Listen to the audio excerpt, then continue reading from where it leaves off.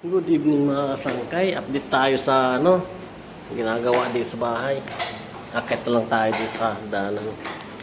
Para dito na tayo magtingin sa sa taas.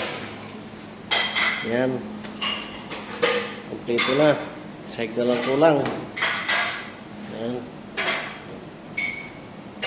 Nilagyan ko muna ng plywood para makapunta ko sa CR.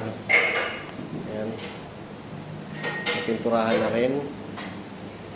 Sigla lang kulang nito. Ayan.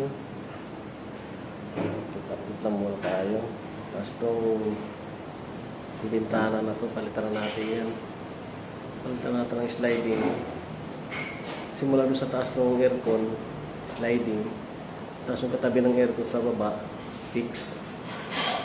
Para maganda naman, tignan. Yan. Yan, update. Yan, save na lang.